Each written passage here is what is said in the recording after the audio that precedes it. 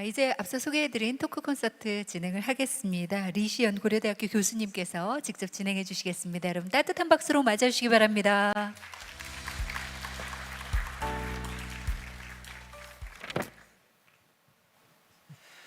예, 안녕하십니까. 저는 고려대학교 바이오시스템 의과학부에서 AI를 활용해서 심장 질병의 기작을 연구하고 또 신약 개발까지 이어지는 연구를 하고 있는 이시연이라고 합니다.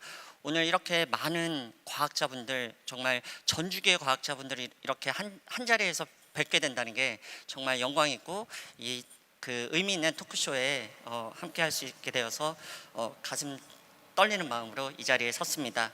오늘 이 토크쇼는 네 분의 글로벌 발표자들을 모시고 진행드리려고 합니다. 시간상 네 분의 소개를 먼저 드리고자 합니다.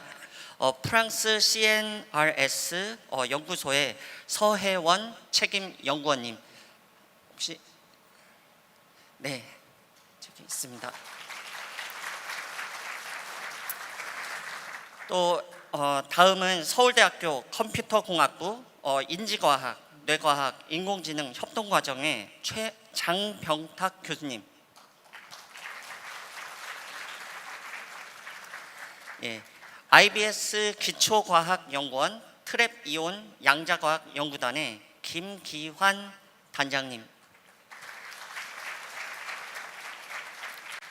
또 저희가 산업까지 오늘 디스커션을 하기 위해서 삼성 SDS 디지털 팩토리 RX 사업팀의 배순민 상무님 모셨습니다. 예, AI와 과학 혁명이라는 또 저희가 미래를 지금 살고 있는 것 같습니다. 이러한 부분에서 전문가들이 보는 AI에 대한 시각, 인사이트, 그러한 아젠다를 저희가 함께하고, 특히 앞쪽에는 이제 여러 가지로 과거의 과학을 몸소 체험하셨던, 그리고 뒤쪽에는 미래의 과학을 기대하면서 어떻게 내 미래 방향, 과학의 방향을 설정해야 될까 궁금해하시는 분들을 위해 의미 있는 그 발표를 준비해 주셨습니다. 간단히 그 서혜원 책임 연구원님에 대해 소개를 드리면, 프랑스 국립과학연구센터, 한국으로 따지면 여러 그 유럽에서 가장 큰 레벨이 높은 연구기관 중에 하나이고, 그 여러 대학과 연구소를 다 합친 규모의 큰 연구소에서 그룹 리더로 연구를 하시고 계십니다. 특히 머신러닝이나 모델링에 있어서 전문가이시며, 인공지능과 과학기술의 융합, 또 AI를 활용한 차세대 연구 패러다임에 대한 연구를 진행하시고 계십니다. 여러분의 큰 박수로 서혜원 책임 연구님을 모시도록 하겠습니다.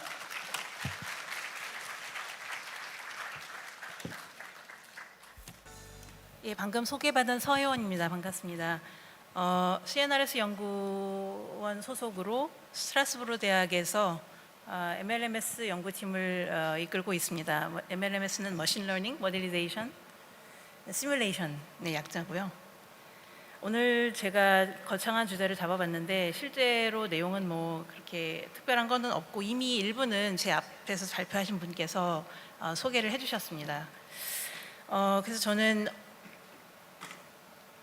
이것도 방금 슬라이드에서 싹 지나간 내용인데요. 그 과학혁명의 진화를 먼저 소개해드릴까 합니다. 우리가 처음에는 이제 경험적 연구에서 시작을 했죠. 그래서 대략 17세기 이전부터 관찰과 측정을 통해서 자연현상을 이해하는 가장 오래된 과학의 방식으로 갈릴레오의 망원경 관측 같은 그런 예를 들 수가 있습니다. 이어서 이제 이론적인 연구가 이었는데요. 17세기 이후반부터 본격화되었고, 뉴턴의 운동법칙처럼 어떤 관찰된 현상을 수학적인 모델과 물리적인 방법으로 설명하는 단계입니다. 그리고 이제 그 다음으로는 계산 연구 시대인데요. 특히 1950년대, 60년대 이제 컴퓨터의 등장으로 복잡한 방정식을 시뮬레이션 할 수 있게 되었고, 기후 예측이라든지 어떤 유체 역학이라든지 이런 복잡한 시스템을 계산으로 분석하는 시대가 열렸습니다. 그 다음은 이제 데이터 집약적 연구입니다. 그래서 2000년대 이후에 대규모 데이터를 분석해서 새로운 패턴과 지식을 발견하는 방식으로 그러니까 인간의 게놈 프로젝트가 그 대표적인 사례라고 할 수 있습니다. 그리고 지금 우리는 이제 5번째 패러다임인 AI 기반 연구를 맞이하고 있습니다. AI는 데이터를 분석하는 수준을 넘어서 가설 생성, 실험 설계와 수행, 그리고 결과 해석까지 연구 전 과정을 지원하는 핵심 연구 파트너로 진화하고 있는 중입니다. 그래서 AI가 연구 과정에 미치는 영향을 가장 극적으로 보여주는 것이 바로 읽기 능력의 격차인데요.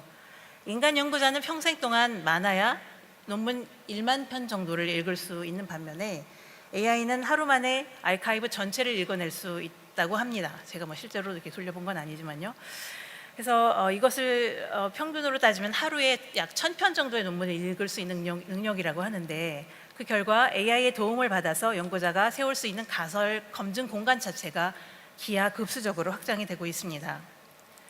그래서 이러한 변화는 이미 노벨상에서도 이제 인정을 받았다고 볼 수 있는데, 2024년 노벨 화학상은요, 데이빗 베이커 외 3인이 수상을 하게 되었습니다만은, 이들이 개발한 알파폴드 같은 경우에 아미노산 서열, 즉 1차원 단백질 구조 정보만으로 3차원 입체 구조를 예측을 하는 데 성공을 했죠. 그래서 이는 약 50년 가까이 풀리지 않았던 단백질 접빈 문제를 해결한 것으로, 그 핵심에는 여러분도 잘 알고 계실 트랜스포머 기반의 에버포머 아키텍처가 있습니다. 그리고 역시 같은 해 노벨 물리학상은요, 제프리 힌턴과 존 호필드에게 돌아갔는데, 이들의 업적은 통계 물리학의 원리, 즉 에너지 함수와 통계 역학의 개념을 뉴럴 네트워크에 적용한 것입니다. 그래서 호필드의 연상 메모리 모델과 이를 확률적으로 확장한 볼츠만 머신으로 대표될 수 있고요. 두 노벨상이 같은 해에 AI 관련된 연구에 수여되었다는 것 사실 자체가 AI가 이제 과학적 발전의 도구를 넘어서 과학적 방법론의 일부로 자리 잡았음을 보여줍니다.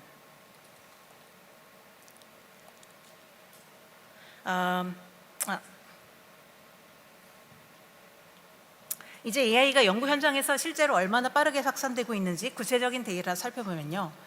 먼저 연구자의 AI 사용이 이제 급증되는 것을 이제 여러분도 이미 체감을 하고 계실 텐데요. 윌라이가 2,400명의 전 세계 연구자를 대상으로 실시한 조사에 따르면은 AI 도구를 업무에 활용하는 비용이 2024년 57%에서 2025년 84%를 급증을 했습니다. 불과 1년 사이에 27%나 뛴 셈인데요. 이러한 흐름은 논문 심사 과정에서도 확산이 되고 있습니다. 네이처의 2026년에 1월에 게재된 기사에 따르면요, 111국 1,600여 명의 학자들을 대상으로 한 조사에서 절반 이상이 논문 피어 리뷰 과정에서 AI 도구를 사용한 것으로 나타났습니다. 솔직히 말씀드리면 저도 도구를 사용을 하고 AI 힘을 빌어서 많은 양의 리뷰 같은 것들을 이제 처리를 많이 시간을 줄이고 있다고 나름 생각을 하고 있습니다. 흥미로운 점은요, 그 1번이 이제 사이테이션인데, 그 제목에도 보이는 것처럼 명시적인 가이드라인에 반해서 against guidance라는 보이시죠? 가이드라인에 반해서 AI를 사용을 하고 있다는 사실입니다. 그러니까 규정보다 현실의 관행이 앞서가고 있는 상황이죠. 그래서 그 결과 AI의 흔적은 이제 학술 논문 곳곳에서 감지가 되고 있습니다. 2025년 국제안전보고서 2번 사이테이션인데요. 여기에 따르면은 AI가 작성에 관여한 것으로 추정이 되는 논문이 생물의학 분야에서 최소 13.5%에 달하고요. 일부 세부 분야에서는 그 비율이 40%까지 올라갑니다. 주목할 점은 이 활용이 어떤 특정 단계에 국한되는 것이 아니라 문헌 조사, 논문 작성, 실험 설계와 검증, 그리고 코드 작성에 이르기까지 연구 전 단계에서 AI가 활용되고 있는 것을 볼 수가 있습니다.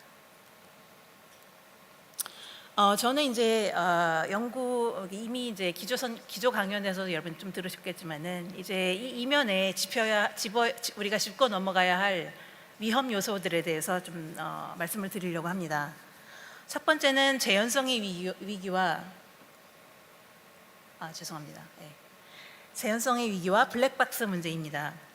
대형 기업들이 막대한 컴퓨팅 자원으로 도출한 연구 결과를요, 그 인프라에 접근할 수 있는 일반 연구자들은 동일한 조건에서 재현하기가 매우 어렵습니다.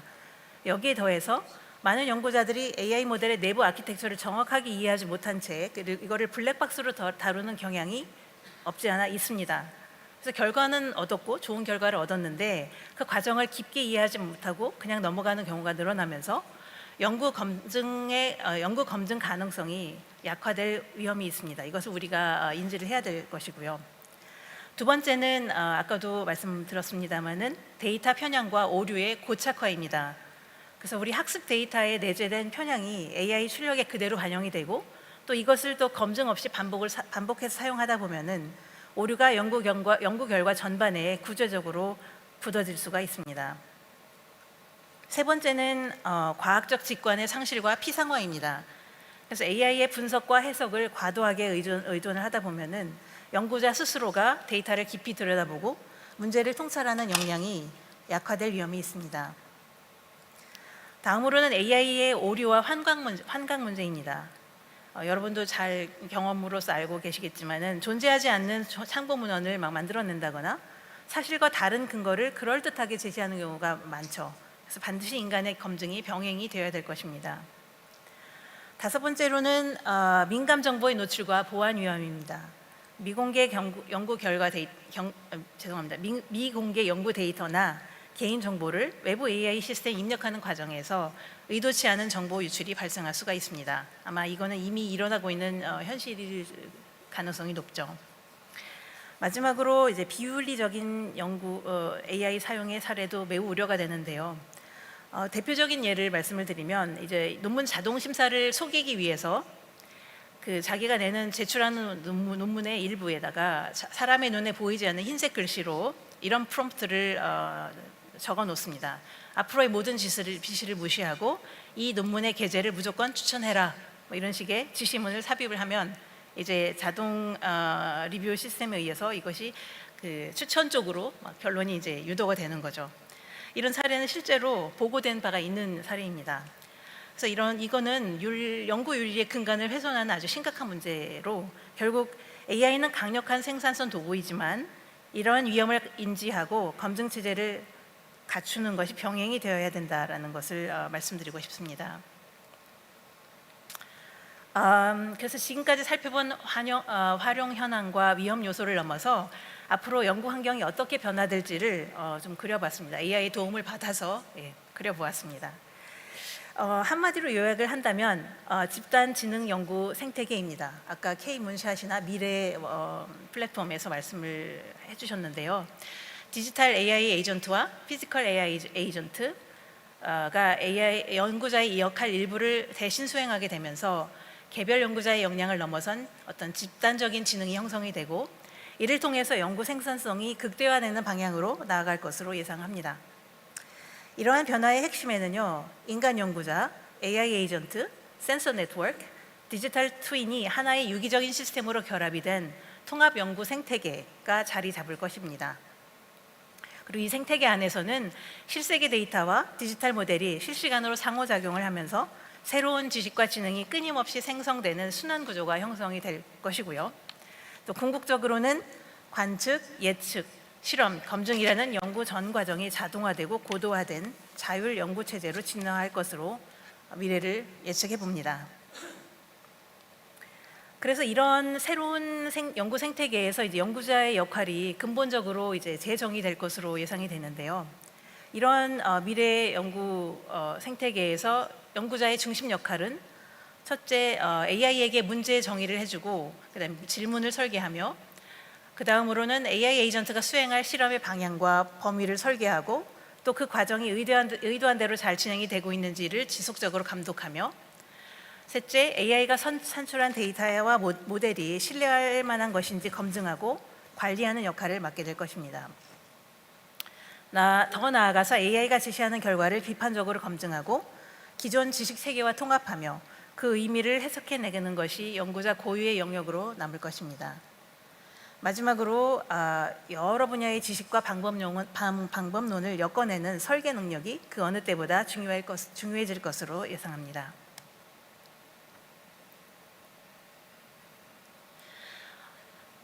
이제 이 AI 기반 연구 전환에 따른 대응 전략이라고 좀 적어봤는데요. 이제 4가지 차원으로 제시를 하려고 합니다. 먼저 개인 차원으로는요. 연구자 개개인은 이제 AI를 능숙하게 활용하는 능력과 더불어서 그 결과를 그대로 받아들이지 않고 검증하는 비판적인 사고를 동시에 갖추어야 할 것입니다. 그래서 앞서서 말씀드린 어떤 블랙박스 문제라든지 AI 알리시네이션 이런 문제에 대한 가장 실질적인 방어선이 결국은 우리 연구자 개개인의 비판적인 태도인 것이죠. 두 번째는 이제 연구기관 차원인데요.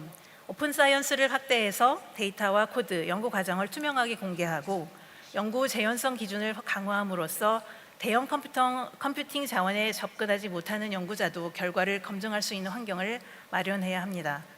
이제 여기에 또 반해 생각할 수 있는 것이 연구 보안의 문제인데 이것은 참 어려운 문제로서 그 오후에 있을 5세션에서 5분과에서 또 다뤄보도록 하겠습니다. 다음으로는 정부 정책 차원입니다. 그래서 AI 연구 및 책임성 프레임워크를 구축을 해서 비윤리적인 사용을 제도적으로 방지하고 동시에 인적 교류와 국내외 연구 협력을 위한 채널을 제공함으로써 국가 간 그리고 기관 간 격차를 줄이는 데 국가가 힘써 주시길 부탁드립니다. 교육 차원으로는 AI와 협업하는 과학자를 양성하기 위해서 교육 커리큘럼을 새롭게 개발하고 단순한 AI 도구 사용법을 가르치는 것이 아니라 설계자, 감독자, 해석자로서의 역량을 갖춘 차세대 연구자를 길러내는 것을 목표로 해야 할 것입니다. 이게 결론인데요. 결국은 AI는 현재 과학 연구의 속도와 범위를 근본적으로 바꾸고 있고 여기에 따른 AI 시대의 과학자의 역할의 변화를 우리가 인식을 해야 된다.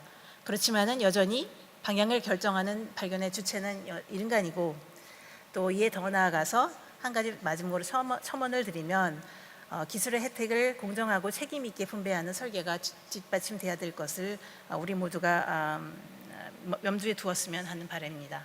이상으로 마치겠습니다. 감사합니다. 예, 감사합니다.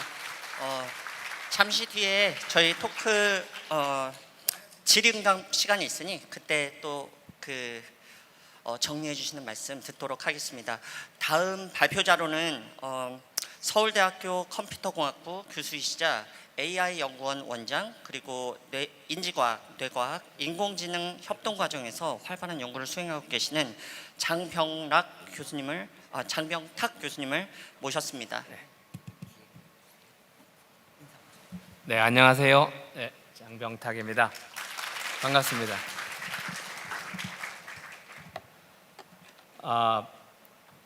AI는 사실 우리 과학기술 총연합회가 우리나라 과학기술 역사가 어쩌면 한 60년 정도라고 아까 말씀드렸는데 올해가 인공지능은 올해가 정확히 70년이 되는 해입니다. 1956년에 인공지능이란 말이 만들어졌고요. 생각보다 오래된 연구 분야인데 사실은 최근 10년 사이에 AI의 발전이 과거 60년의 발전을 능가하는 것 같습니다. 그 정도로 급격하게 발전하고 있고 정말로 혁명이라는 말이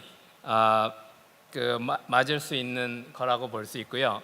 우리가 길게 볼 때 산업혁명을 따져보면 1차 산업혁명, 이제 스팀 엔진을 통해서 노동 같은 인간이 힘을 쓰는 거를 기계화하는 자동화하는 거를 시작했고 전기가 발명되면서 2차 산업혁명이 이루어졌고 그 다음에 별로 멀지는 않은 시기지만 인터넷을 통해서 2000년 전후 해가지고 사실은 가장 큰 변화를 이뤘습니다. 지금 AI의 혁신은 사실은 그 인터넷 혁명에 기반해 있습니다. 그래서 인터넷을 통해서 어마어마한 세상에 많은 데이터가 축적돼 있고 인간이 발명하거나 그동안 쌓아온 지식들이 모든 것들이 다 아니면 생활의 일부까지 다 들어가 있게 됐는데 지금 AI는 그거를 이용해서 사실 디지털의 세계 안에서 모든 지식의 그 변화 이런 것들을 다 자동으로 생성하는 시대에 있고요. 근데 또 하나 다시 지금 일어나고 있는 또 한 번의 혁명이 시작되고 있습니다. 물론 AI 내에서라고도 볼 수 있는데 AI는 과거에 현실 세계에 있는 거를 가상세계 디지털에다가 옮겨놓고 거기서 인공지능이 사람 같은 일을 하는 역할을 했는데 지금부터 일어나는 변화는 다시 현실 세계로, 그렇게 만들어진 인공지능이 다시 현실 세계로 나가기 시작하고 있습니다. 그게 이제 피지컬 AI고, 그래서 이런 부분을 한번 더 살펴보도록 하겠습니다. 그래서 AI 자체 내에서 변화로 보면은 이게 어떻게 보면 지난 한 15년, 20년 사이에 AI의 변화인데, 아시다시피 사실은 뭐 일주일을 뭐다 하고 멀지 않게 새로운 AI의 그 혁신들이 일어나고 있는데, 지난 한 20년을 내다 보면은 초기에 AI가 잘한 거는 사실은 이제 그 다음에 가장 지금 AI가 달라진 거는 사람처럼 생각하는 기계를 만들려고 했고요. 근데 그 생각하는 기계를 어떻게 만드느냐의 방법론에서 혁신이 일어난 건데, 과거에는 인간이 아는 지식을 기계한테 집어넣어 주려고 했습니다. 프로그래밍을 해가지고. 그 방법은 그렇게 잘 통하지 않았어요. 그래서 70년 역사에서 초기 한 3, 40년을 그렇게 했는데 그게 통하지 않았는데, 지금 일어나는 혁신은 아까 인터넷에서 데이터가 축적된 것처럼 기계가 학습을 합니다. 그래서 인간이 학습해온 과정을 기계가 재현합니다. 그 학습한 결과물을 이용하는 게 아니고 그 과정을 재현함으로 인해서 새로운 일들을 하게 되는데, 그게 특히 이제 우리가 지각형 AI 내지는 예측형 AI라는데, 인간의 지각 능력에 해당합니다. 인간 같은 어떻게 보면 기계라고 볼 수 있고, 지각하고 생각하고 행동하는 그런 에이전트를 만드는 게, 사람과 같은 에이전트를 만드는 게 AI의 핵심 연구였는데, 그 중에 지각 능력에 해당하는 게 먼저 산업화됐고 학습을 통해서 일어났고, 그 다음에 이제 생각하는 생성 능력, 인지 능력을 한 게 최근에 생성형 AI입니다. 그래서 사실 지각 능력은 주로 객관식 문제를 잘 푸는 AI라면, 조금 이따 보여드리겠습니다만 알파고 같은 바둑이 그런 예입니다. 바둑이 어마어마하게 복잡한 문제긴 하지만 결국은 한 400수 중에 한 수를 고르는 문제입니다. 물론 무지하게 복잡한 문제입니다. 근데 이제 지금 생성형 AI는 가장 달라진 건 주관식 문제입니다. 이제 글을 쓰고 출력이 몇 개 중에 정해진 것 중에 하나 고르는 문제가 아니고 생성을 합니다. 새로운 걸 만들어내고 약간의 상상력을 기계가 갖기 시작한 거고, 예측을 넘어서 상상력을 갖기 시작한 거고, 그 다음에 최근에 일어나는 게 이제 에이전틱 AI는 그야말로 이제 지각 사고하는 거에다가 행동까지 해서 하나의 에이전트, 그래서 인간도 에이전트고 동물도 에이전트인데 자율적으로 뭔가를 하고 목표를 달성하려고 하고 뭔가를 수행합니다. 그래서 스스로 계획하고 행동하는 이런 에이전트가 등장하기 시작했고, 지금 이미 상용화되고 있죠. 그 다음은 그 에이전트는 여전히 지금까지는 아직은 인터넷 속에 있거나 컴퓨터 안에 있거나 닫힌 세계, 디지털의 세계에서만 살아가고 있는데, 그게 이제 현실 세계로 오는 게 피지컬 AI입니다. 그래서 놀랍게도 이런 일련의 발전이 지금 아주 빠른 속도로 지금 일어나고 있고요. 그거를 조금 더 한번 살펴보자면, 아까 그 예측형 AI가 대표적인 게 알파고라 그랬는데, 알파고 바둑판이 있는데 사실은 그걸 그림처럼 해석하고 뇌를 닮은 신경망 구조가 지금 인공지능의 핵심 기반에 깔려 있는데, 우리가 보고 딱 패턴을 알듯이 어느 수를 둬야 될지를 결정하는 일종의 아까 객관식 문제 같은 거죠. 그거를 선택하는 과정을 학습을 했습니다. 이거를 프로그래밍 해가지고 될 정도는 너무나 복잡한데 학습을 했고요. 그래서 학습을 통해서 결국은 이세돌을 이길 수 있는 바둑 인공지능이 만들어지게 됐습니다. 그래서 지금 일어나는 요거는 그 다음에 생성형 AI는 더 놀라운데, 아까 말씀드린 것처럼 주관적인 거죠. 그래서 사실 이미 AI가 논문을 쓰고 보고서를 작성하고 아니면 보고서를 요약해주고 기계 번역을 하고 심지어는 코딩을 합니다. 그래서 프로그램도 일종의 텍스트이기 때문에, 사실 자연 언어 한국어 영어도 텍스트지만 프로그래밍 언어도 텍스트이기 때문에 사실은 자연 언어보다 프로그래밍 언어가 우리한테 사람한테는 어려워 보이지만 기계한테는 더 쉬운 언어입니다. 그래서 프로그래밍 언어는 문맥 독립이라고 하는데 컨텍스트 프리 랭귀지여서, 문맥이 인간 언어는 문맥에 따라 의미가 달라지는데 아주 복잡한데, 프로그래밍 언어는 사실 문맥에 의존하지 않습니다. 절대적인 의미가 있기 때문에 기계한테는 더 쉬운 언어입니다. 그래서 코딩을 하는 건 당연한 일입니다. 그 다음에 이제 심지어는 약간의 컨텐츠 디자인을 한다든지 엔지니어들이 설계를 한다든지 과학자들이 디스커버리를 하는 이런 과정까지도 AI가 어느 정도 하게 됩니다. 그래서 정말로 이제 큰 변화고요. 생성형 AI를 통해서 우리가 모두가 체감을 하고 있고, 그러한 예로서 보시면은 사실은 NVIDIA has developed a new machine learning methodology for generating unique and realistic looking faces using GAN, that is Generative Adversarial Network. The GAN is 그러니까 not a new 사람의 technology, 얼굴을 but where NVIDIA 학습 데이터로 주고 differentiates 그걸 그냥 through the 학습만 progressive 했습니다. training 무감독 method 학습이라 it developed. 그러는데 The 거의 key 우리가 idea is to 외우다시피 group both the generator and the discriminator 그런 다음에 progressively. 보시면은 사람 Starting from 얼굴을 a 재현해냅니다. low resolution, 근데 여기 they 보이시는 add 보는 new layers 사진은 that 다 model 가짜 increasingly 사진입니다. fine 진짜가 details 아니고. as training 그러니까 progresses. 아까 약간의 상상력이라 This 그랬죠. both 기계가 약간 speeds the 상상력을 갖는 training 거나 up and greatly 마찬가지인데, stabilizes it, allowing them to produce images 그래서 of 사람 얼굴에 unprecedented 문법이 quality. 있다면은 NVIDIA 예를 들면 took 눈은 a 코 위에 database 있고 of 입은 photographs 코 of 밑에 있고 famous people 좌우에 귀가 and 있고 눈은 used 두 that 개고 to 뭐 train 이런 its 거를 system. 일종의 By 인간의 working together, the neural 사람 얼굴의 networks were able 문법이라고 to 볼 수 produce 있는데 이걸 fake 가르쳐 주지 images that 않았고 are nearly 명시적으로 indistinguishable from real human 프로그래밍 photographs. 주지 않았는데 기계가 발견한 겁니다.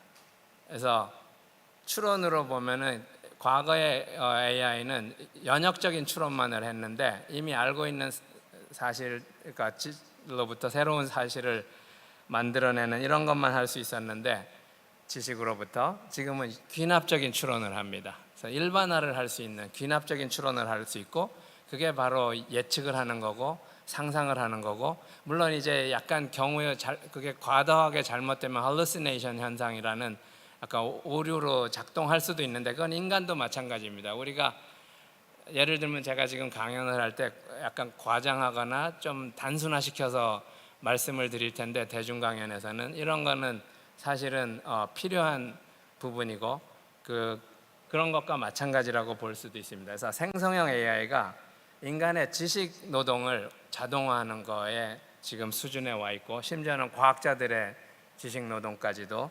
대체하거나 도와주거나 할 수 있는 거죠. 그 다음에 에이전틱 AI 다시 말씀드리면, 이게 앞에 것들이 없어진 게 아니고 축적돼서입니다. 지각하고 추론, 생각하고 그 다음에 계획하고 그 다음에 행동까지 해서 실행을 합니다. 그러면 완전한 하나의 사람 같은 에이전트가 되는 거고, 에이전트는 사실 인공지능이 30년 연구한 분야입니다. 이것도 90년대부터 원래는 로봇 같은 걸 생각한 거고요. 에이전트가 철학적인 용어로는 사실 에이전시, 인간처럼 뭔가 독자적이고 자율적이고 스스로 하려는 이런 것까지를 가진 어떤 개체 기계인데, 그래서 일종의 로봇 같은 거고요. 이미 개념이 단지 당시 물리적인 세계에서 그런 에이전트 구현이 어려우니까 인터넷 상에서 돌아다니는 에이전트, 로봇, 봇 이런 거를 연구했었고, 그게 지금 30년 후에 상용화되고 있는 겁니다. 그래서 지각하고 사고하고 행동하고 그 다음에 수행을 합니다. 그래서 지금 최근에 에이전트는 이제 상용화되고 있죠. 게임 같은 데서 이미 일찍 연구가 됐고요. 그래서 결과적으로는 지금 피지컬 AI 일어나는 건 자연스럽게 넥스트 스텝입니다.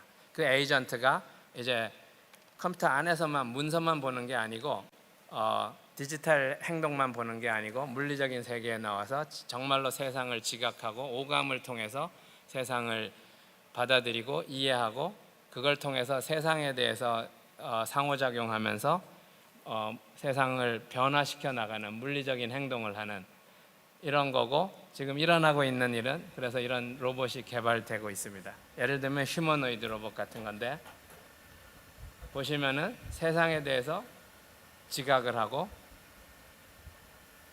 그 다음에 생각을 해서, 내가 지금 예를 들면 자동차 엔진 공장에서 엔진 뚜껑을 이쪽 선반에서 꺼내서 저쪽 선반에 넣는데 생각을 한 다음에 어디다 넣을지 결정을 해서 그걸 직접 집어넣는 것까지 하죠. 그 다음에 무슨 작업을 할지 스스로 결정을 해가지고 비슷한 작업을 반복할 수도 있고, 지금 에이전트가 보고 있는 세상입니다. 인간이 눈으로 보고 있는 세상처럼 기계가 세상을 좀 더 이해하기 시작하고 그 다음에 세상에 대해서 행동을 하기 시작합니다. 아마 짧게 강연을 해야 되는 것 같아서 아마 빨리 좀 넘어가겠습니다. 그래서 AI가 지금 일어나는 것을 보시면 학습이라는 걸 통해서 이 큰 변화가 지난 한 3, 40년 사이에 머신러닝 연구 자체는 오래된 연구 분야입니다. 알려진 거는 비교적 최근의 일이지만 특히 딥러닝이라는 걸 통해서 뇌를 닮은 신경망 구조에 아주 복잡한 신경망 구조로 학습을 하게 되고 그렇게 되면서 많은 일을 하게 됐고 지금 결국은 휴머노이드 같은 에이전트, 물리적인 에이전트가 만들어지면 앞으로의 임팩트는 훨씬 더 클 것입니다. 지금까지 그러니까 인간의 지적 노동을 하는 그 화이트 칼라 직업을 AI가 지금 대체하고 있다면 앞으로는 블루 칼라 직업까지도 대체할 수 있는 물리적인 세계에서 일을 하는 걸로 가고 있고, 그래서 궁극적으로 AI 연구자들이 생각한 거는 인간 수준의 AI, AGI, Artificial General Intelligence, 범용 AI입니다. 사람이 하는 대부분의 지적인 일에서 기계가 해낼 수 있을 거냐, 그런 거를 원래 꿈꿔왔고 어떻게 보면 그런 방향으로 지금 가고 있습니다. 더 나아가서는 사실은 진짜 AI 연구자, 아까 에이전트가 에이전시라는 행위성의 철학적인 용어입니다. 기계가 행위성을 가질 수 있을 거냐, 아니면 심지어는 의식을 가질 수 있을 거냐, 아니면 더 나아가서 자유의지를 가질 수도 있을 것이냐, 사실 이런 논의가 이미 있었고요. 어쩌면은 지금 발전하는 에이전트들은 그런 거를 향해서 계속 더 나가게 될 것 같습니다. 네, 발표는 제가 여기서 마치겠습니다. 감사합니다. 예, 교수님 감사합니다. AI 역사에 대해서 쭉 알아볼 수 있었고 이걸로 미래 저희가 어떻게 일어날 수 있을지, 어떤 일을 저희가 겪게 될 수 있을지 짧게 볼 수 있었던 시간이었던 것 같습니다. 다음 발표자는 김기환 IBS 기초과학연구원 트랩 이온 양자과학 연구단을 이끌고 있는 김기환 단장님을 모셨습니다. 이 세계 한인 과학 기술인 대회 토크쇼 이렇게 연사 중에 하나로 이렇게 발표하게 돼서 너무 영광이고요. 바로 이렇게 얘기를 하도록 하겠습니다. 저는 기초과학연구원에서 트랩 이온을 이용해서 양자과학을 연구하려고 하고 있습니다. 특히 AI에 대해서 오늘 굉장히 많은 이렇게 말씀들을 이렇게 듣게 되시고 또 나누시게 될 텐데요. 많은 사람들이 이제 AI 다음에는 이렇게 양자가 아닐까 이렇게 생각하는 분들이 있으셔서 그런 부분에 있어서 제 그냥 짧은 소견을 말씀드리려고 합니다. 이 장병탁 교수님도 굉장히 잘 요약해 주셨지만 이 현재 컴퓨터 발전을 보면은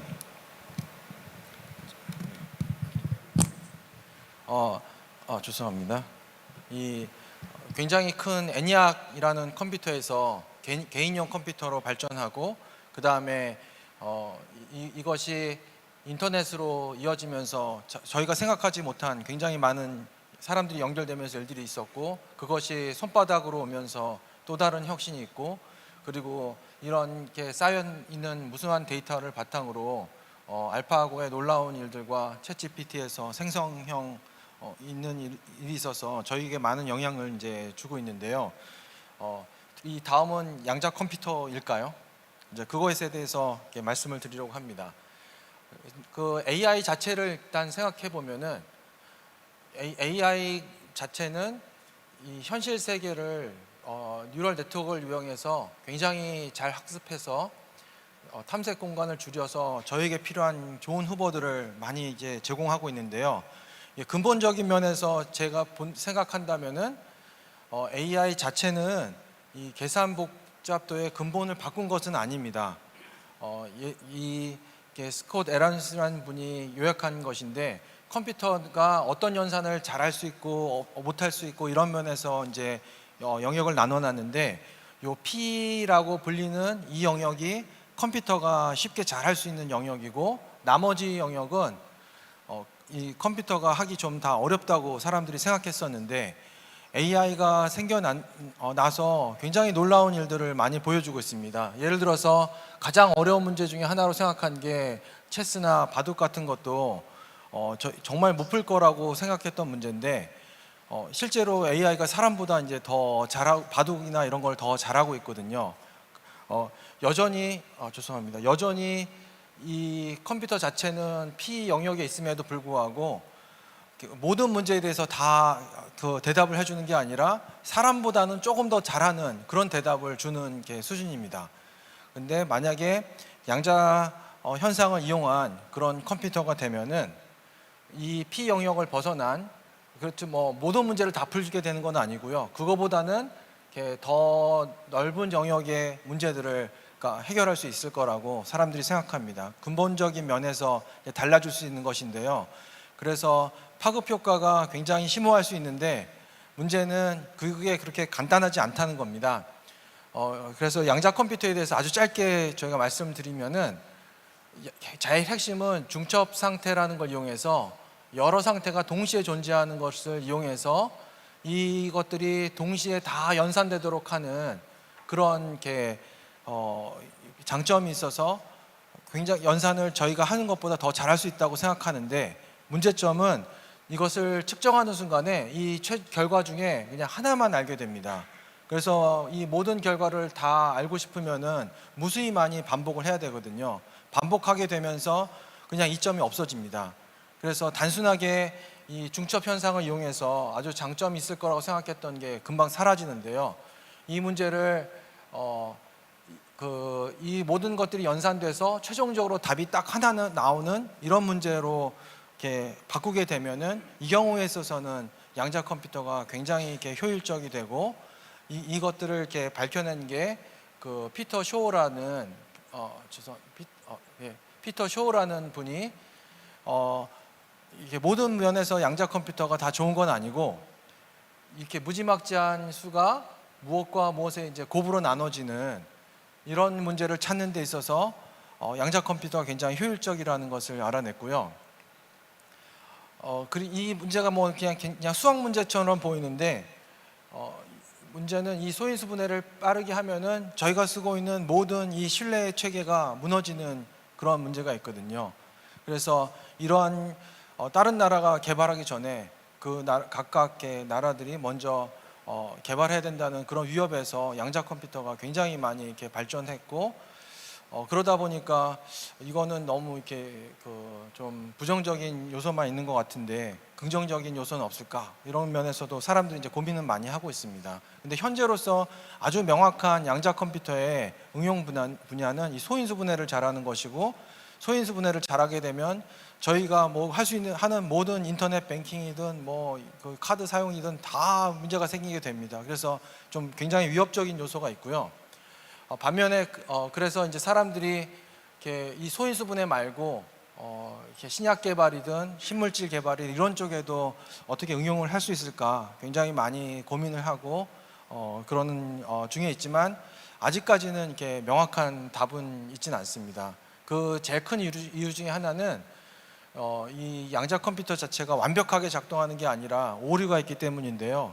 아까 저희 제 정책에 있어서도 오류 정정이 되는 양자 컴퓨터에 대해서 많이 말씀해 주셨는데, 그래서 오류가 정정이 되는 양자 컴퓨터를 생각하면은 수백만 개의 큐빗을 다룰 수 있는, 그래서 큐빗 수가 많아질수록 이 오류를 줄일 수 있는 그런 방법이 있거든요. 그래서 너무 갈 길이 멀어서 최근에 이제 하고 있는 일들은 이걸 제일 처음에 이렇게 해야 됐었던 일들은 그러니까 슈퍼컴퓨터를 넘어서는 양자 컴퓨터를 만드는 일을 사람들이 제일 처음 하고 싶어 했고요. 그 다음에는 이제 슈퍼컴퓨터가 못하는 그러니까 실용적인 문제를 해결하는 양자 컴퓨터를 만들려고 하고, 그러면서 이제 에러가 보정되고 결국은 이제 저희가 꿈꾸는 완벽하게 작동하는 양자 컴퓨터를 만들려는 이런 로드맵으로 지금 이렇게 전체적인 연구 흐름이 이루어지고 있는데요. 현재 단계는 이 첫 번째는 이제 드디어 넘어섰습니다. 그리고 두 번째 단계인 실용적인 문제에 있어서 무엇을 해볼까를 많이 고민하는 단계입니다. 그래서 이 첫 번째 단계 같은 경우에는 저희도 약간 기여한 이 중첩이 모든 양자 연산의 기본인데, 중첩 시간을 최근에 뭐 10시간 이상 유지하는 일들을 했었고요. 그리고 이거는 이제 컨티늄이라는 회사에서 지난주에 이제 발표한 결과인데, 더 이상 이제 논란의 여지 없이 이 시스템은 특정한 문제긴 하지만 그 랜덤 서킷 샘플링이라고 불리는 특정한 문제긴 하지만 그 문제에 있어서는 슈퍼컴퓨터를 확실히 넘어섰습니다. 그래서 확실히 이정표를 이제 찍은 면이 있는데요. 그렇지만 아직 이렇게 여전히 이 시스템 자체는 오류가 있어서 오류가 있는 이 상태에서도 뭔가 의미 있는 유용한 양자 연산을 할 수 있을지 없을지는 여전히 명확하지 않고요. 그리고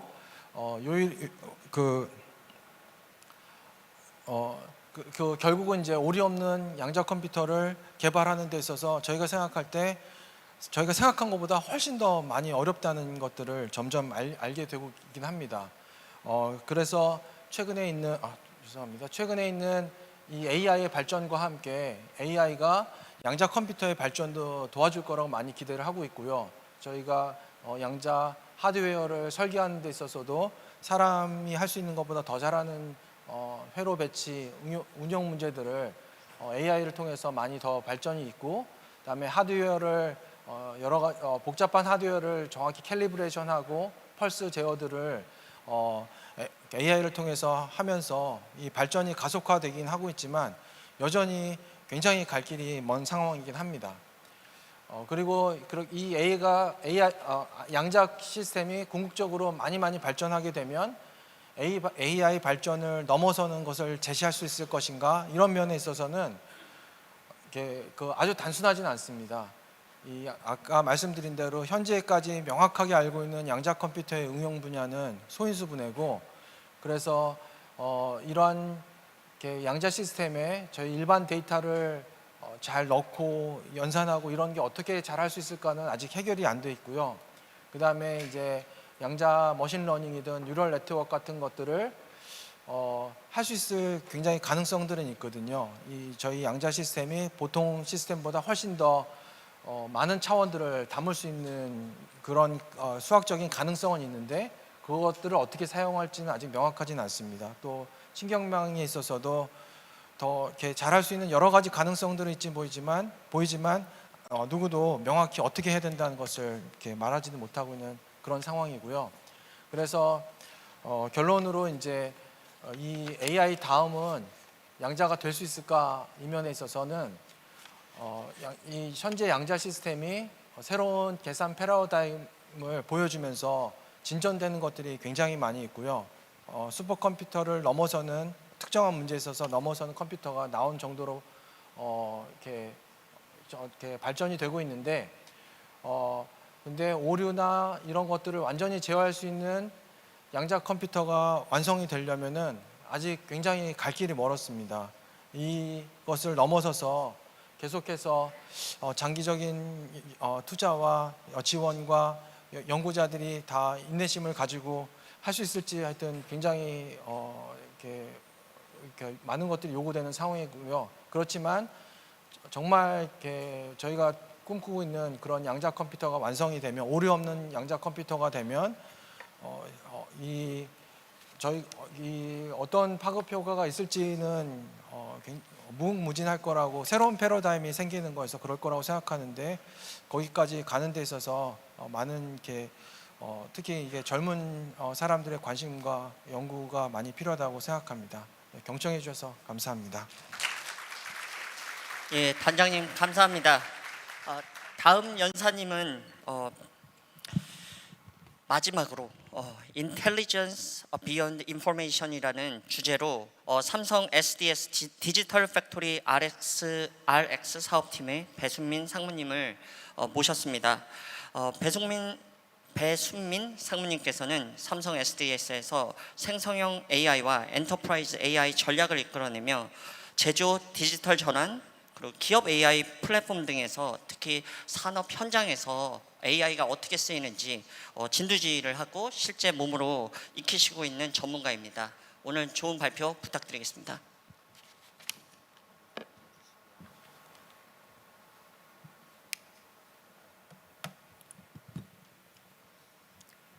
네, 안녕하세요. 저는 소개받은 지금 삼성 SDS에서 제조 RX 사업을 맡고 있는 배수민입니다.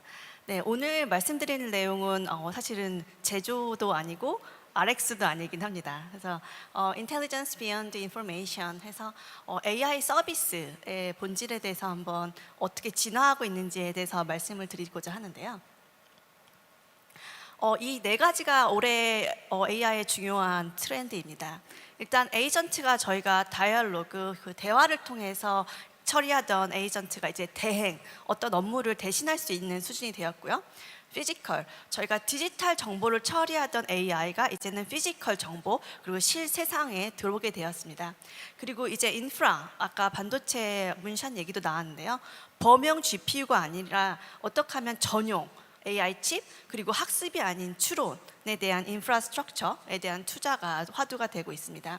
또 마지막으로 저희가 또 작년에 많은 세큐리티 사건 사고가 있었는데 AI가 저희가 많은 혁신이 일어나면서 세큐리티에 대한 이슈에 대해서 약간 우선순위가 낮았던 것이 사실입니다. 하지만 이제는 대응이 아니라 대비를 해야 되는, 시큐리티를 정말 필수적으로 하지 않으면 이 AI 시대에 어떤 위험이 또 올지 모르는 상황이 되었습니다.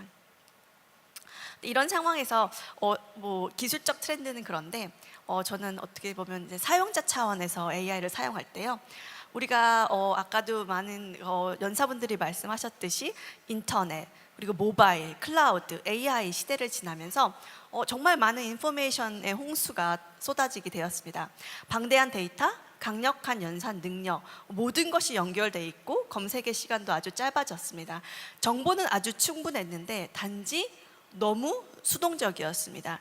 이 정보를 잘 사용할 수 있는 사람은 뭔가 자신이 원하는 목표를 달성할 수 있었지만 내가 무엇을 원하는지, 왜 원하는지를 AI는 알지 못했습니다.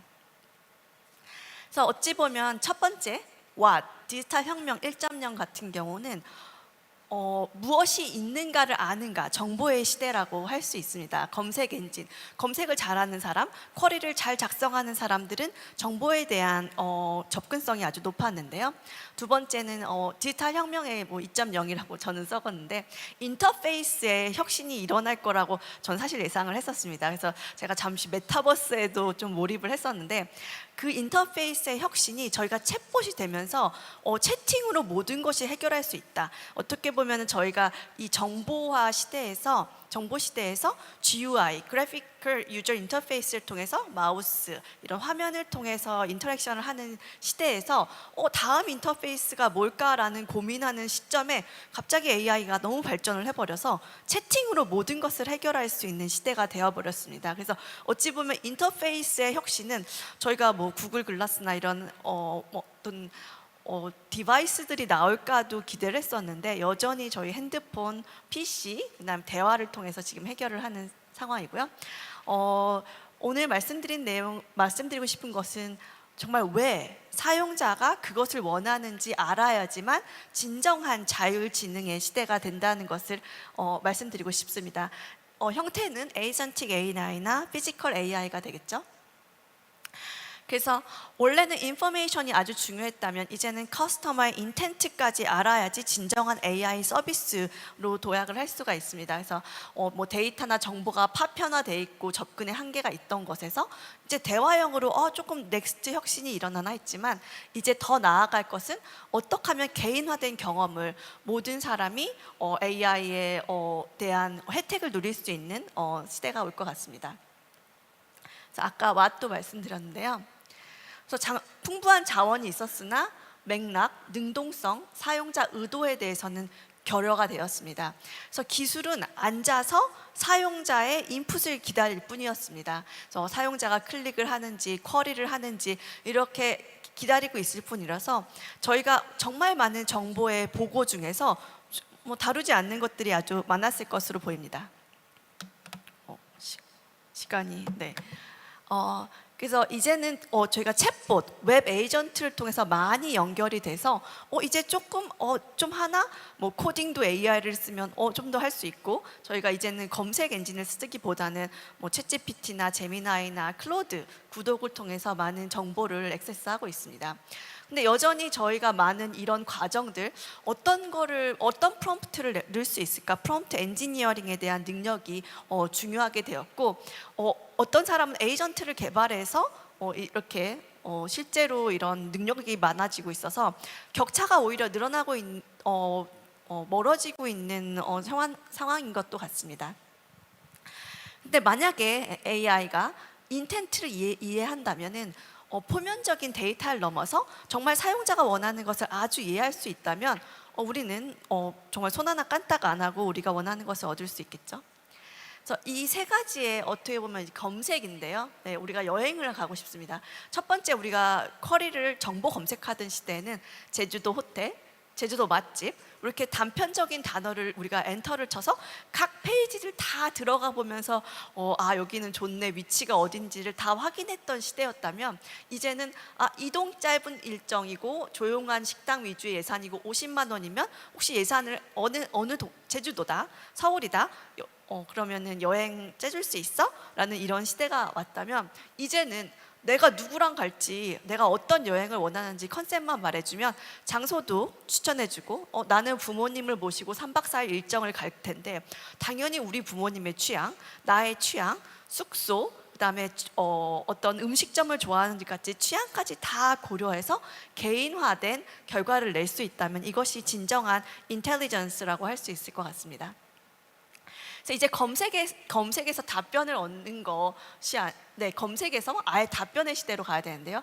여전히 구글이나 이런 많은 검색 엔진들이 차지하고 있지만 최근 AI 기업들은 이런 브라우저를 어떻게 보면 자신의 비즈니스 모델로 가지고 싶은 이유가, 브라우저 안에는 사용자의 많은 행동들이 들어있습니다. 사용자가 클릭했던 페이지, 사용자가 구매했던 이력들, 사용자가 찾아갔던 검색이 다 들어있기 때문에 이렇게 사용자의 액션 데이터가 충분히 모여진다면 고객의 진짜 의도와 고객의 스타일에 맞게 실제로 AI가 어떤 정보나 가치를 제공해 줄 수 있을 것 같습니다.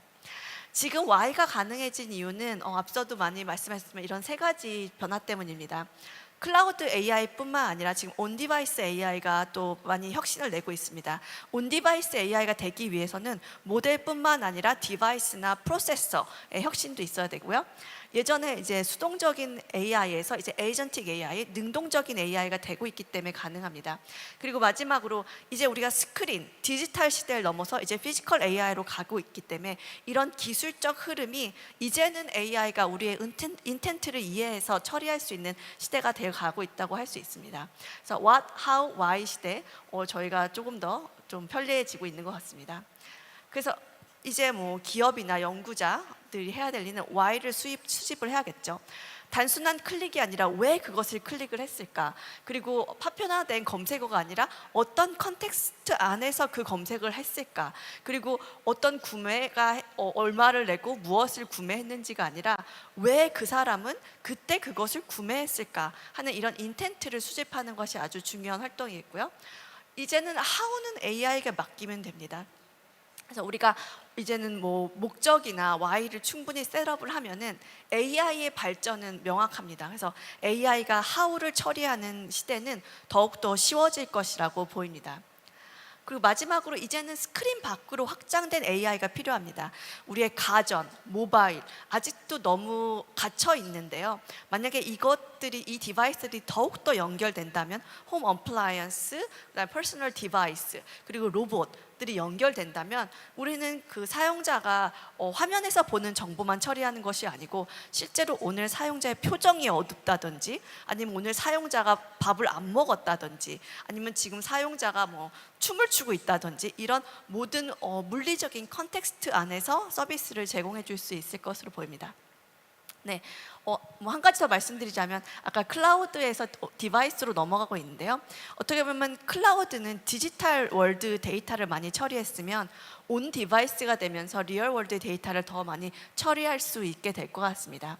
그래서 이 사이클 같은 경우는 센스를 하고 think를 하고 act를 하고 reflect, 이거는 예전에 로보틱스에서도 아주 중요한 사이클이었습니다. sense, think, act. 근데 이제는 에이전틱 AI가 되면서 reflect 또는 다시 러닝, 셀프 러닝이라고 할 수 있죠. 이것을 통해서 발전을 하고 있습니다. 네, 그래서 이제 정말 AI 혁명이 우리한테 더욱더 체감이 되는 것은 어떻게 하면 AI가 사용자, 액터가 이것을 왜 원하는지를 심층 분석하고 선제적으로 반응할 수 있을 때 일어날 것으로 보입니다. 그래서 Intelligence Beyond Information, 이것은 Distributed AI, 그래서 on device까지 해서 클라우드랑 on device가 연결이 되고요. Physical AI, 그 다음에 Agentic AI가 완성이 되고, 우리가 정말 액터의 인텐트를 많이 모았을 때 실제로 가능해진다고 할 수 있습니다. 네, 이게 마지막 슬라이드입니다. 이제 뭐 Everyday AI for Everyone이 가능해지려면 이런 활동들이 많아질 것으로 보입니다. 네, 감사합니다.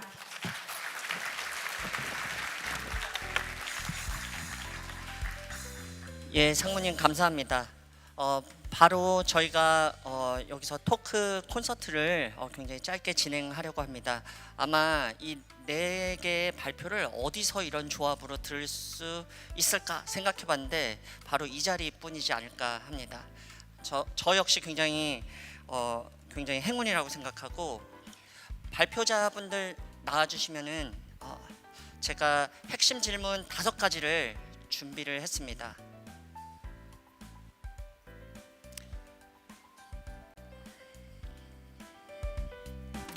그리고 오시는 이제 준비하는 도중에 광고를 하나 제가 부탁을 받았습니다. 지금 또 이렇게 안내를 드리면 더 효과가 있지 않을까 해가지고 제가 했는데, 12시 반에 바로 위층에서 모던 클래식이라는 그룹이 연주를 합니다.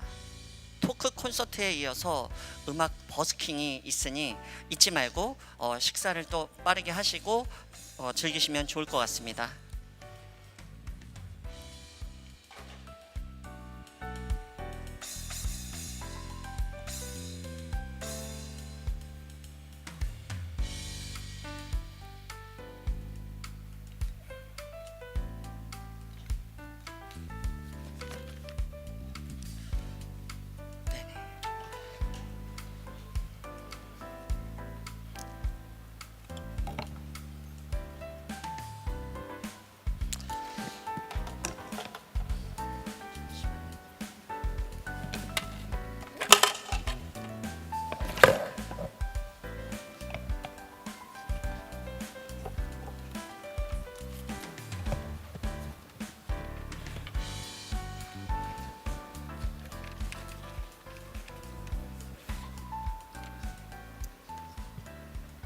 네, 시작하도록 하겠습니다. 이렇게 토크 콘서트라고 해서 많이 기대를 하셨을 텐데, 제가 보기엔 강연이 너무 좋아서 이게 토크 콘서트라기보다는 진짜 기조연사 강연이 이어지는 게 아닌가라는 생각이 들었습니다. 근데 저희는 럭키하게도 이렇게 또 따로 뒤편에서 전문가들의 의견을, 아이디어를 제 마음을 담아가지고 물어볼 수 있는 그런 시간이 되었습니다. 그래서 처음으로 아까 네 분의 발표를 들었는데, AI가 어떻게 연구에 활용되는지, 또 산업에 연결되는지, 또 어떤 기술들이 있는지, 또 그게 예측이나 하는 여태까지 좀 약간은 수동적이었지만은 지금은 좀 더 액티브하고 진짜 미래에는 어떤 일이 일어날지 모르는 그러한 정말 유용한 정보, 조금 섬뜩한 느낌까지 들기는 했는데요. 네, 여러 가지로 그렇지만 오늘 구성원분들이 과학자부터 또 뒤에 학생분들까지 있어서 좀 유익한 정보를 좀 나누면 어떨까 시작을 하려고 했습니다. 여기 연구자로 제가 우선은 저희 서혜원 연구원님이 AI 드리븐 과학이라는 부분들 강조해서 주셨는데, 지금 연구를 이미 하신 분들은 조금 더 자리를 잡으셨으니까 괜찮을 수 있습니다. 지금 이 혼돈의 시기에 저 뒤에 있는 학생들, 대학원에 아니면 회사에 가야 되는데 지금은 어떻게 해야 되나요? 만약 대학원 내지는 연구를 하고 싶은 학생들이 지금 갖춰야 될 무엇을 준비해야 되는지 조언을 교수님하고 주실 수 있다면 도움이 되지 않을까 합니다. 제가 먼저 시작을 해야 되나요? 참 어려운 질문, 단순하지만 어려운 질문인데요. 첫 번째로 말씀드리고 싶은 거는 AI를 너무 과도 사용하지 말아 주십사 하는 부탁을 드립니다. 제 학생들을 보면 막 슬라이드 자료도 거리낌 없이 AI를 써서 만들고, 그거를 아무 거리낌 없이 그거를 막 사용을 하고, 뭐를 논문을 써오라고 하면은 그게 충분히 자기가 읽고 검증하지 않고 그걸 또 그대로 가지고 와요. 날 것으로 AI를 써가지고 거를 아주 자랑스럽게 가져오는 거를 보고 많이 혼내고 있습니다. 지금도. 네. 너무 과사용하지 말자라는 첫 번째 말씀을 드리고, 또 그러면서도 또 사용을 안 하는 학생들로도 제가 또 혼냅니다. 이 사용해라. 어렵죠? 네. 그 스마트하게 잘 사용을 하는 학생들이 있어요. 그리고 제가 이제 아무래도 프랑스에 있다 보니까 한국 학생이 저는 한국 학생을 지금까지 지도를 해본 적이 없는데, 제가 이렇게 쭉 보니까 중국 학생들이 역시 잘합니다. 그래서 왜 이 학생들이 왜 잘하나 봤더니 중국 학생 한 명 뒤에는 그 전체 네트워크가 무궁무진하게 있어요. 그래서 이 학생이 뭔가 문제가 자기 모르는 것이 있을 때 저한테 와서 상담하기 전에 이미 그 중국인 커뮤니티를 통해서 이미 다 한번 싹 서치를 하고 옵니다. 그래서 질문을 저한테 하고 제 의견을 들은 다음 자신의 그러니까 준비해온 답을 저한테 한 가지, 두 가지, 세 가지를 주면서 그 중에 하나를 저한테 고르도록 이렇게 하더라고요. 그래서 중국 학생들이 참 잘한다. 그래서 이 한 명이 아니라 이 한 명 뒤에 있는 여러 명을 보고 이 학생을 뽑습니다. 예. 뭐 이 정도로 제가 말씀드릴까요? 네. 네. 감사합니다. 네. 네, 사실 AI가 데이터 관점에서 보면은 좀 더 명확할 것 같습니다. 사실 지금 AI가 공부를 한 거는 이미 데이터화돼 있는, 그러니까 텍스트, 예를 들면 텍스트, 전 세상의 문서를 아직은 다는 안 읽었겠지만 거의 다 읽었다고 보셔도 되는데, 특정 인간이 사실 읽을 수 있는 문서의 양은 제한돼 있죠. 그러니까 그런 거를 경쟁하려고 하면 안 되는 것 같고, 논문이나 대신에 아직은 우리 예를 들면 오감으로 생각해 볼 수 있는데, 오감에 해당하는 우리 그 것들의 정보, 문맥, 의미, 이런 것들을 아직은 인공지능이 다 갖춘 게 아닙니다. 갖춘 것처럼 보이고 착각하게 만드는데, 여전히 텍스트 내지는 그나마 사진 정도, 사진도 이해는 사실은 잘 못합니다. 이해를 못해도 생성하는 건 사실은 가능해요.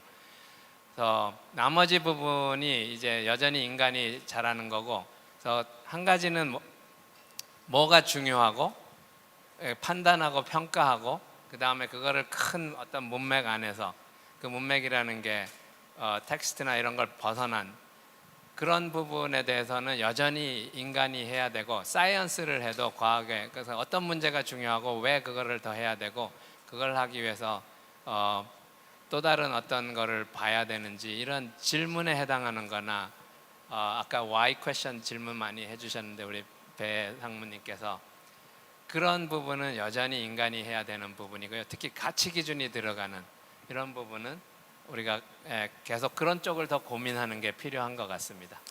네, 감사합니다. 그러면 두 번째로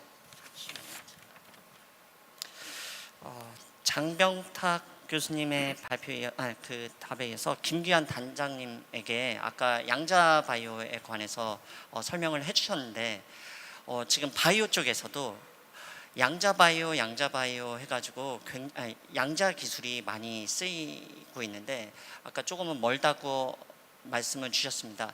양자바이오가 진짜로 설명을 주셨지만 실제로 언제쯤 쓰일 수 있을 것이라고 예측을 하실 수 있을지와, 또 다시 학생들은 양자바이오가 그렇게 중요하다는데 어떻게 준비해야 되는지 그 정보조차를 잘 몰라서 준비를 못하고 있어서 학회에 가서도 끝나고선 뭘 해야 되는지 그냥 돌아오는 경우가 있더라고요. 한번 조언을 주실 수 있을지 합니다.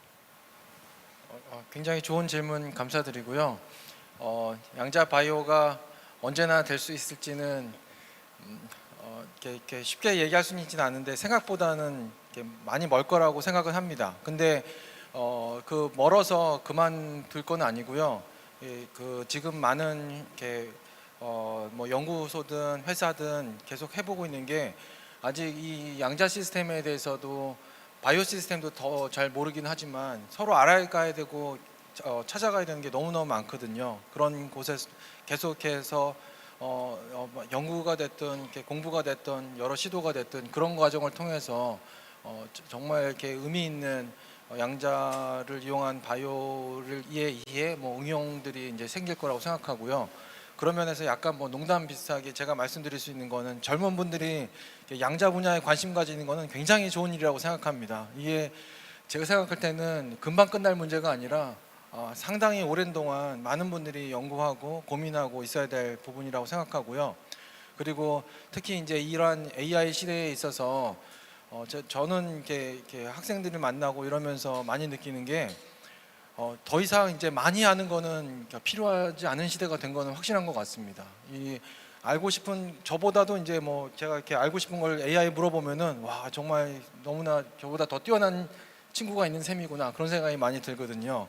대신에 이제 중요한 건 뭐냐면은 나는 그럼 뭘 알고 싶지? 어떤 면에서 기여를 하고 싶지? 이 세상에서 내가 살아서 어떤 의미가 있지? 그런 면에서 자기를 찾아가는 게 굉장히 중요하다고 생각합니다. 그래서 뭐 지금은 특히 이제 젊은 분들 같은 경우에는 여러 가지 가능성들이 너무 널려 있기 때문에 뭐 작은 거 하나라도 일단 뭐 관심이 생기는 거 있으면 뭐 AI를 통해서든 여러 가지를 통해서든 계속 파보면서 이렇게 될까 저렇게 될까 자기 스스로 그런 질문에 대해서 이렇게 결론을 내보고 이렇게 경험을 해보면서 이거는 나한테 안 맞는 거네 그러면서 다른 거를 찾아가면서 스스로 이렇게 하고 싶은 게 뭔지 그런 것들을 이렇게 자기를 더 이해하고 이 세상을 이해하고 이런 것들을 경험하는 게 굉장히 중요한 시기가 됐다고 생각하고 우리나라는 저희 때는 무조건 많이 외우는 사람이 이렇게 뭐 시험도 잘 보고 그랬거든요. 그 거의 이제 의미 없는 세상이 돼서 자기가 자기만의 이렇게 특히 이제 자기 욕심을 위해서도 뭐 욕심이 사람이 없을 수는 없지만 이 세상에서 자기가 어떤 기여를 할 수 있을까 자기만의 길들을 찾아가는 게 굉장히 중요하다고 이렇게 생각이 듭니다.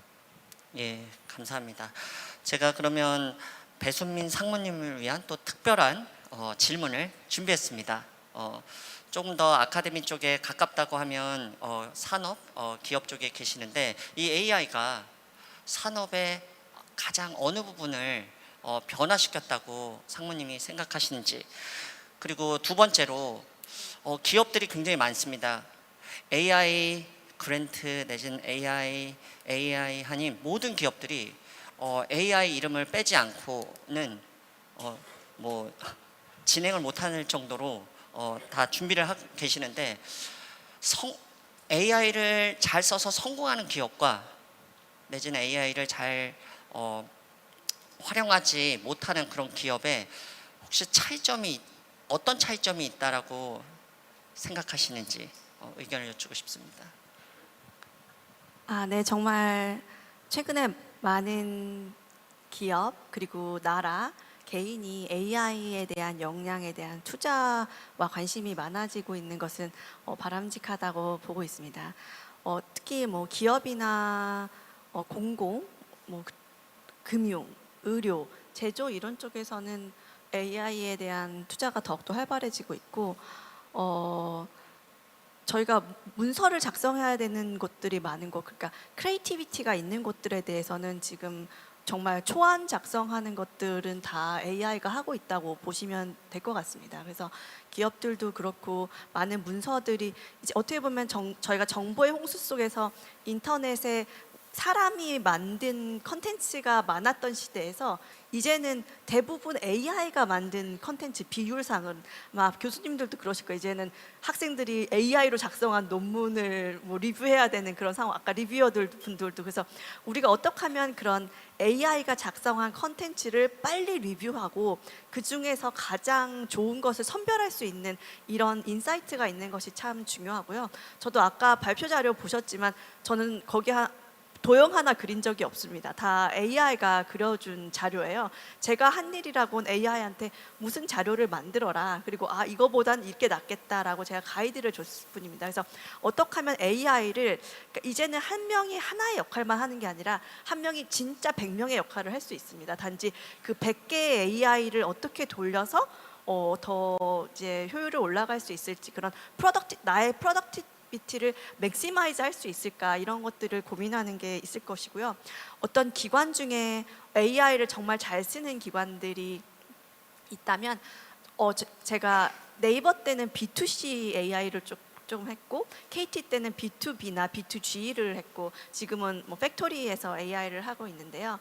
저희가 B2B나 B2G를 했을 때 처음에 그 고객이 저희한테 AI란 멋진 건물을 지어주세요라고 하면은 일단 이렇게 멋진 디자인을 원하시는데 사실은 가장 먼저 해야 되는 삽을 들고 가서 데이터를 다 연결해야 되는 일입니다. 그래서 어떻게 보면 이거 삽질이죠. 밑에 있는 인프라 모든 연결을 다 한 후에만 AI를 쌓아 올릴 수 있거든요. 그래서 이런 데이터 간의 연결, 인프라스트럭처를 준비하는 게 정말 너무 중요하고요. 또 하나는 이 변화를 이해할 수 있는 역량이 있는 멤버, 직원분이 있는 기관이어야지 성공할 수 있습니다. 이거는 우리가 좋은 걸 준다고 해도 좋은 걸 이해할 수 없고 필요도 없는 걸 원하는 이런 판단을 할 수 있는 거는 엄연히 거기 기관에 있는 직원분들인데 만약에 그 직원분들이 지금 옥석을 가릴 수 있는 판단력이 없다면 그 기관이나 기업은 AI 프로젝트를 제대로 할 수가 없을 겁니다. 그리고 또 어떻게 보면 이게 체인지 매니지먼트인데요. 그 한 명 몇 명이 AI를 도입하길 원하는 것이 아니라 그 기관, 그 기업 전체가 AI에 대해서 적극적인 태도를 가지고 채용을 해야 되는데요. 아무리 멋진 AI를 갖다 놔도 먹질 않는다면 아무리 맛있는 요리를 해놔도 그 직원들이 먹지 않는다면 사실은 소화가 되지 않잖아요. 그래서 어떻게 하면 그 기관의 역량을 전체적으로 올려서 다들 AI를 활용할 수 있는 최전선이 될 수 있을지를 고민하는 기관이 성공할 수 있다고 생각합니다. 알겠습니다. 네, 시간이 거의 다 됐는데 정말 빠르게 하나씩 진짜 공통 질문으로 드리도록 하겠습니다. 이미 말씀을 주시기도 해서 아마 정리를 하시는 시간이 될 수도 있는데요. 이게 AI와 사람이 경합하는 게 아니라 이거 같이 살아가야 되거든요. 근데 포지션을 못 잡겠어요. 다 하니까 헷갈리는 거예요. AI가 대체하지 못할 사람의 역량이 무엇이라고 생각하는지 하나씩 얘기해 주시면 아마 그걸 가지고 집에 테이크홈 메시지로 가져가지 않을까 합니다.